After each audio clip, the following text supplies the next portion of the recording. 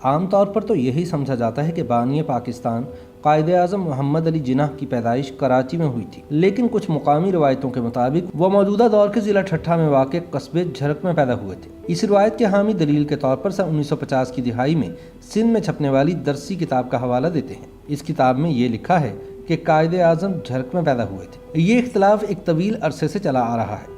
حکام کی جانب سے اس اختلاف کو حل کرنے کی کئی کوششیں کی گئیں۔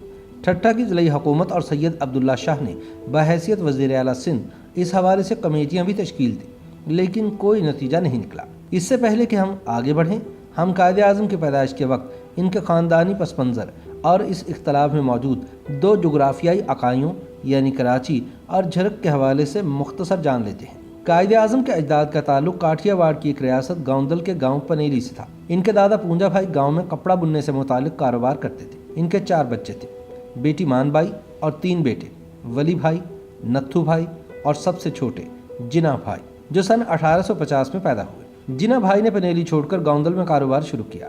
1874 میں ان کی شادی ان کی برادری کی ہی ایک لڑکی مت بائی سے ہو گئی۔ جناح بھائی کو اپنے عزائم کے سامنے گوندل بہت چھوٹا محسوس ہونے لگا اور انہوں نے مغرب کی جانب سندھ جانے کا سوچا۔ سن 1869 میں نہر سوئس کھلنے کے بعد سندھ ایک نئے تجارتی مرکز کی حیثیت سے ابھر رہا تھا۔ جھرک بنیادی طور پر دریائے سندھ پر واقع ایک دریائی بندرگاہ تھا۔ یہ کراچی سے تقریباً 100 کلومیٹر دور واقع تھا۔ اس خطے میں سڑکوں اور ریل کا مناسب نظام نہ ہونے کی وجہ سے انگریزوں نے انڈس فلوٹیلا کے نام سے ذرائع آمد و رفت کا ایک ذریعہ متعارف کروایا تھا۔ اس کا ہیڈ کوارٹر جھرک میں قائم تھا۔ تجارتی اور کاروباری حوالے سے اس جگہ بہت مواقع موجود تھے اور کاروباری افراد دور دراز سے یہاں کھنچے چلے آتے تھے۔ اگرچہ کراچی ایک چھوٹی سی بستی کے طور پر ایک عرصے سے آباد تھا، لیکن برطانوی دور میں یہ ایک جدید شہر اور بہترین بندرگاہ میں تبدیل ہوا۔ انگریزوں نے بھی اسے اپنی رہائش کے لیے مناسب سمجھا۔ جارج بس کے الفاظ ہیں کہ یہاں کا موسم تمام یورپیوں کے لیے قابل قبول محسوس ہوتا ہے۔ یہاں اموات کی شرح بھی شمال مغربی صوبوں کے کسی بھی اسٹیشن کی نسبت کم ہے۔ نہر سوئس کے کھلنے سے کراچی کی اہمیت مزید بڑھ گئی، کیونکہ اس طرح یہ شہر برطانوی ہند میں موجود یورپ سے سب سے قریبی بندرگاہ بن گیا۔ اس کے علاوہ سندھ کے راستے پنجاب، شمالی ہندوستان اور افغانستان تک بھی رسائی آسان تھی۔ ترقی کے مواقع کی وجہ سے جناح بھائی سن 1870 کی دہائی میں کراچی منتقل ہو گئے اور یہیں کاروبار شروع کر دیا۔ بعض مورخین کا کہنا ہے کہ وہ اور ان کا خاندان کچھ سال تک جھرک میں مقیم رہے، تاہم یہاں 2 رائے موجود ہیں۔ ایک کے مطابق جناح بھائی گوندل سے براہ راست کراچی منتقل ہوئے اور دوسرے کے مطابق وہ اور ان کا خاندان کچھ سال تک جھرک میں مقیم رہے، جہاں قائد اعظم کی پیدائش ہوئی اور وہیں انہوں نے کراچی آنے سے قبل ابتدائی تعلیم بھی حاصل کی۔ اسکول ریکارڈ کسی بھی شخص کے مقام پیدائش کا تعین کرنے کے حوالے سے مستند ترین دستاویز سمجھے جاتے ہیں۔ اس معاملے میں قائد اعظم کے 14 اسکول ریکارڈ موجود ہیں۔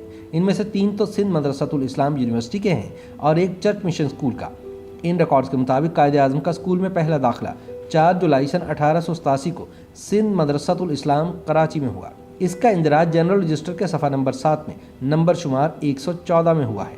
یہاں قائد اعظم کے نام کے آگے واضح طور پر آبائی شہر میں کراچی درج ہے۔ دوسرا اور تیسرا ریکارڈ بھی سندھ مدرسۃ الاسلام کا ہی ہے۔ چوتھا ریکارڈ سندھ مدرسۃ الاسلام چھوڑنے کے بعد مارچ سن 1892 میں چرچ مشن اسکول میں داخلے کا ہے۔ یہاں قائد اعظم نے برطانیہ جانے سے قبل 7 مہینے تعلیم حاصل کی۔ اس ریکارڈ میں بھی ان کی جائے پیدائش کراچی ہی درج ہے۔ اس قدر واضح اسکول ریکارڈ کے بعد یہ اختلاف یہیں ختم ہو جانا چاہیے تھا، لیکن یہاں ایک نقطہ اور ہے۔ اس وقت خود جھرک بھی ضلع کراچی کا حصہ تھا۔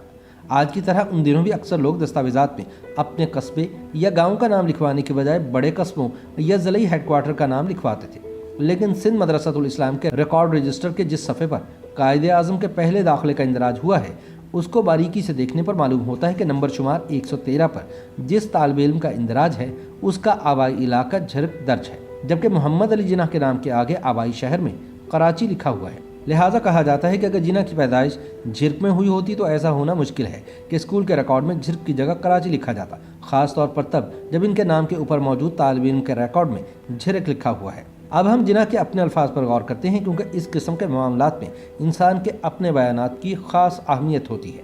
یہ بات ریکارڈ پر موجود ہے کہ جناح نے کئی مواقع پر کراچی کو بطور اپنی جائے پیدائش بیان کیا ہے۔